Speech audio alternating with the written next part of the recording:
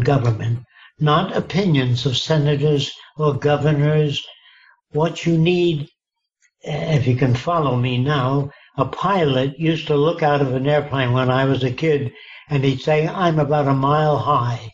Today with Doppler radar, you get exactly 5,250 feet, 3 inches off the ground. Right. No human can do that. So we want to move eventually humans out of government, not a machine takeover, but assign machines tasks that humans can't do. For example, about 9 years ago, machines were able to handle 1,000 trillion bits of information per second. No group of humans can do that. So we need a computerized government that has its tentacles into agriculture, transportation, production, human illnesses, cancer, heart disease. So we have a video file, a file of everything. You can't do that with human beings. They can only handle 7 objects at the same time today. Machines have long surpassed the human ability to do things. People say to me, can a machine be better than the designer? I know a little guy that designed a machine to pick up a freight train and empty it. He can't do that himself. No designer of mass production can move bottles as fast and fill them as fast as machine technology can. We don't want people to do boring, monotonous, dangerous jobs. We want to mechanize all boring and dangerous jobs and free people to go back to school to study whatever the hell they're interested in, not what somebody else tells them is good for them. We want to organize science and technology and resources to serve people's needs. We don't do that today. Industry doesn't really care anything about you, or they wouldn't outsource. So we want to use the methods of science applied to the social system for the benefit of everybody. And all the Earth's resources would become the common heritage of all the Earth's people. Anything less will resort to war and violence and territorial disputes and bigotry and scarcity. Do you understand that? It's a physical environment that shapes our values. If you don't understand that, look, if people get married and they don't get along, some lawyer makes some money on that. If people love each other and like each other and they live together, that's what it's about. And if they don't get along, they move out. They don't have to pay a lawyer or get a divorce. And also another, you brought up with so many myths, I don't know where to start. One of the biggest myths that you brought up with is the word love. People don't love themselves all the time. They do stupid things. They make errors. That's the history of invention, errors. So no one ever does anything wrong. If they don't know anything, how are they going to decide how an airplane should be built? They can only put wings on themselves and jump off a building. And if it doesn't work, his brother-in-law may make wings larger next time if the guy is injured. But there's no other way to learn.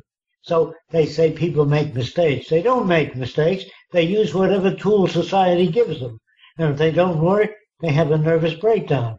When you bring up children to learn how to understand how the world works, how their values originate, what creativity is, they talk of creativity, but they don't know what it is.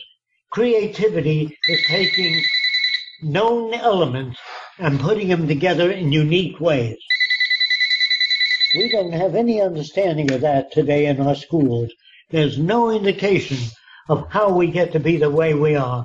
When somebody does things unique, we say he's a genius, or they're born, or they're a leader, or they have natural capacities better than other people. No such thing. If you're brought up in a home, say you're a girl, and your father beats your mother and beats you a great deal, you might grow up and say, boy, I'm never getting married. And where that person's coming from, that seems to be correct. Do you understand? You're influenced by environment. If you're brought up in France, you're going to speak with your hands. You're going to say La Tour Eiffel instead of the Eiffel Tower. Even our language, every bit of it is learned. Your parents say glass, halite, table, dish, continuously until the child repeats the same words. So we don't think or reason. We're programmed to behave a certain way. That's why the Germans were loyal to their system, because they're brought up to be loyal to that system. The Swedes were loyal to cooperation. Now I'm told the Swedes are moving to the right. So I'm just telling you that when you control the media, you control people.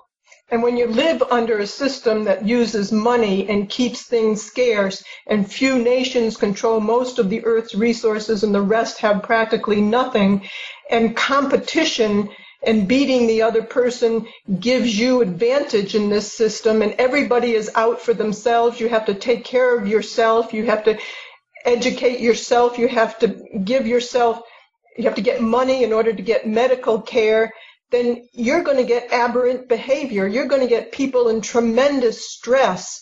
And if you don't educate people to be able to think their way out of things, they're going to run perpetual loops of stress and deprivation. So you need to change the entire social design. That's what it means when we say change the environment. The entire social design, taking money out of the equation, using your science and technology to elevate people, make goods and services available. We can still do that. When you have scarce resources, that's what scientists work on. We've never unleashed science and technology and given scientists the question, how do you make a better society with no booms and busts and clean air and clean water and food for everybody? How do you organize it? How do you make good transportation? How do you eliminate pollution? They've never been given those questions. They're just given how to beat the other person, how to make a better piece of machinery so one industry can beat the other industry. You got to understand that we are manipulated ever since we're children. They always say, well, you're a Lutheran, you're proud of it. You're a Catholic, you're proud of it. You're Filipino, you're proud of it. You're Irish, and you're proud of it. That separates people. Yes. All people need clean air, clean water, a healthy education. environment. They all need the same thing. Absolutely. And before we take our one and only intermission, I want to say that we live in a world where scarcity rules. If there's a scarcity of oil, well, price of oil goes up. Commodities, price of commodities go up. Same thing with gold. It seems that the higher the gold is, people want to hoard it all the time.